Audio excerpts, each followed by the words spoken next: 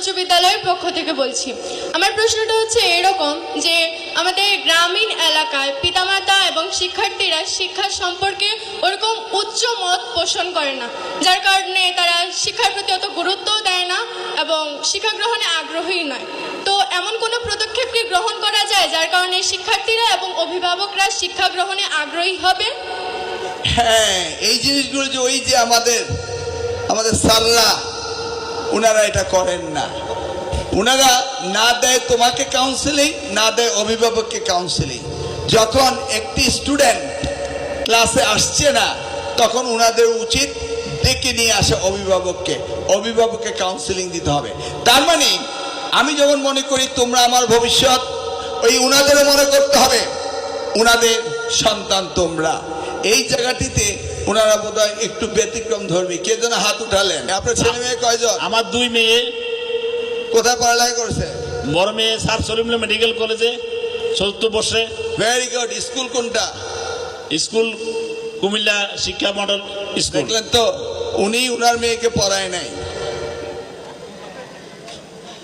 আপনি আপনার মেয়েকে আপনার স্কুলে আপনার হেডমাস্টারিতে পড়ান নাই। আপনার নিজের উপরেই তো আপনার আত্মবিশ্বাস নাই। আপনি আপনার মেয়ের ডাক্তার বানিয়েছেন, কনগ্রেচুলেশন, আমার কোচের মেয়ে ডাক্তার হয়েছে। কিন্তু আপনার মেয়ে ডাক্তার করার জন্য আপনি কুমিল্লা পড়িয়েছেন। আপনার মেয়ে যে এখানে রয়েছে, যারা আপনার ক্লাস করে তারা ডাক্তার হতে পারে না, কুমিল্লা গেলে ডাক্তার হতে পারে। আপনি তো আপনার দায়িত্ব অপারগতা করেছেন। তুমি তোমার উত্তর পেয়েছ না স্যার? পরিবেশ তো স্যার, তখন আমার বাসা ছিল ওই জায়গায়। কেন মেয়েদের মধ্যে এখানে আনা সম্ভব হচ্ছে না, তাই অনুকূল পরিবেশে থেকে লেখাপড়া করাতে হচ্ছে। আপনি থাকবেন কুমিল্লায়, পড়বেন পাতাবাড়িয়াতে, মাস্টারি করবেন। আমরা কি কোচুয়ায় থাকি না? আমরা কি কোচুয়ায় জন্ম হয়নি? আমরা কোচুয়ায় থাকবো না? আমাদেরকে ভাড়া দিয়ে আনতে হবে কুমিল্লা থেকে। কি বলো? এই হেডমাস্টার সাহেব যদি কোচুয়ায় থাকতো, ছুটির দিনে হেঁটে যেত, একজনের ধূমপান করতো, কানে ধরে উঠাতে বসাতো নাকি? বাজারে যাওয়ার সময় তোমরা একজন মসজিদে যাও নাই, বলতো এই বিয়াদব মসজিদ যাচ্ছিস না কেন? হতো? শাসন হতো?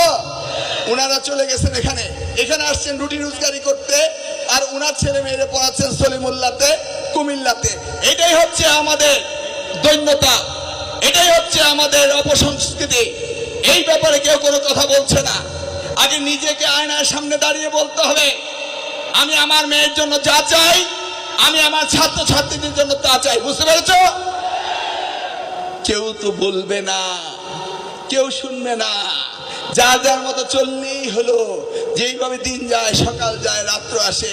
উনি উনার জীবন শেষ করেছেন, উনার 2 মেয়েকে ডাক্তার বানিয়েছেন, আলহামদুলিল্লাহ।